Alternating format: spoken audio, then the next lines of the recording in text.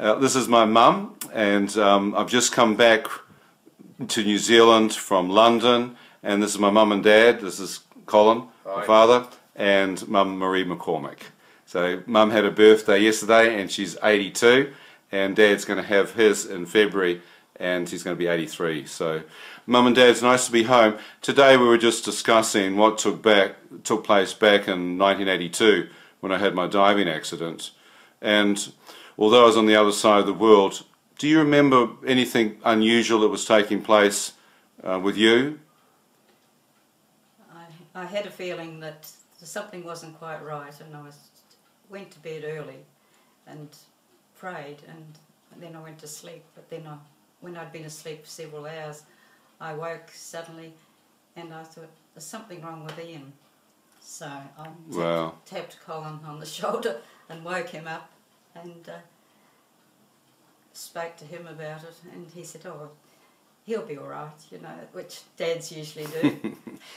And so I thought, well, I better just pray for him, and that's all I can do at this time, and that's what I did.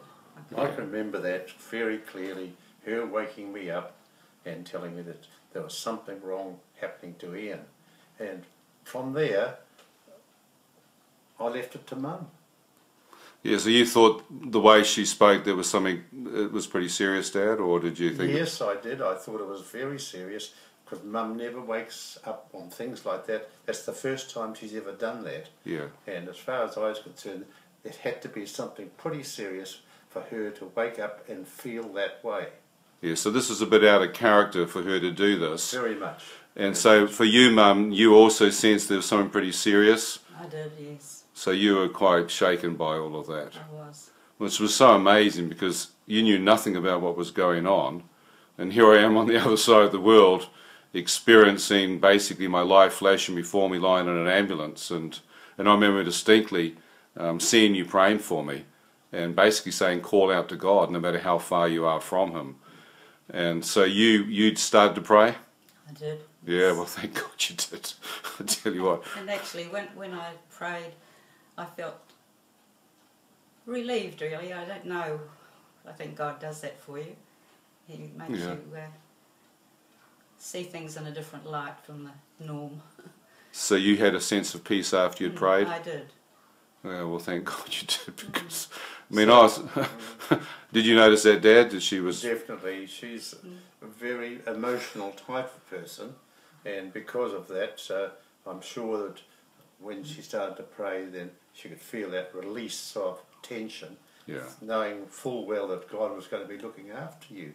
Yeah. When I've talked to other people, Mum and Dad, and they seem to often find that the mum, particularly the mothers, seem to have this kind of, you know, premonition or a sense that something's wrong. And often when they talk to their children after, they find that that's exactly what was going on.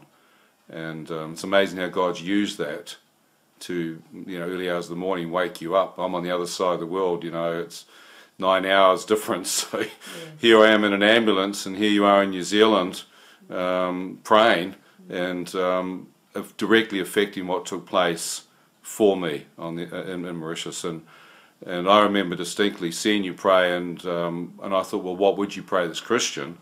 And I remember as a little kid, you remember we used to kneel by our beds and then hold your hands. You know how you used to hold it like in that, show me, you know how you used to, come on, let's have a look, come on. Yeah, like this. I had distinctly seen that and thinking, well, that's how you used to pray when we were little kids, to do the Lord's Prayer. I was taught that by my father. Is that right? Yes. I always used to leave it to my wife. Yeah, well, I tend to do the same with Jane. Oh, we have some use in that. So I remember seeing you praying like that, and then I remember, you know, when we did the confirmation, and I came out of St. Luke's Church in Rotorua. Yes. And questioning. I was questioning. I questioned Dad, and then I questioned the minister, and then you said that you had heard God speak to you. Remember that? Yes. And that was when your mum died, wasn't it? That you called out to God, and that He appeared and He revealed Himself to you, and said, I have heard God speak to me. Yes. Remember that? Yes. And then I think I got to the Austin, Cambridge, and I said, oh, well, I'm leaving, I don't want to be a part of this. And then you said, Ian, if you learn nothing from my life, isn't it? No matter how far from God you may be. That's right. He'll always hear you when you cry out. That's right, if you call out to God from your heart. I can remember you saying that. Remember that? He'll hear you.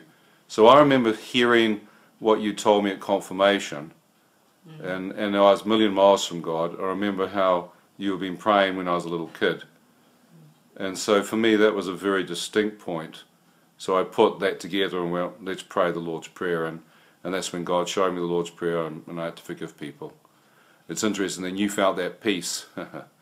That's right. So as you're praying, and Dad realised that, then you mostly, you know, you knew something had changed. And for me, it was a total transformation. I believe it's a very strong,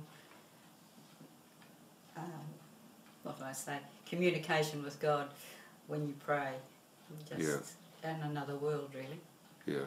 It was a major relief when we heard from you and that you were alive. Wow. That's Yeah. right. Well, I thank God I was alive too. But see, you knew nothing that was going on. No, not at all. Not at all. So I think that gives hope for a lot of mums and dads That's when they think about their children and what could happen to them potentially, and how God can activate them to pray. And thank God for the Lord's Prayer. But this is how the father can support his wife Yeah, and the things that she believes. And yeah. we've done that all our lives, haven't we? Yeah. Really? We have. But this is the power of prayer and the power of God's forgiveness towards us, and He can turn it around for good even though people are in dire straits. That one prayer That's true. can change the destiny of a person forever. And I just say thank God for a praying mum. And I remember you talking about Nan, wasn't it? Which was my great-grandmother, how she had impacted you. Yes, he had. And how she had been a real praying woman, hadn't she? Remember she used to sit there and used to crochet, didn't she? She was a doll. She was lovely, wasn't she? She was a doll.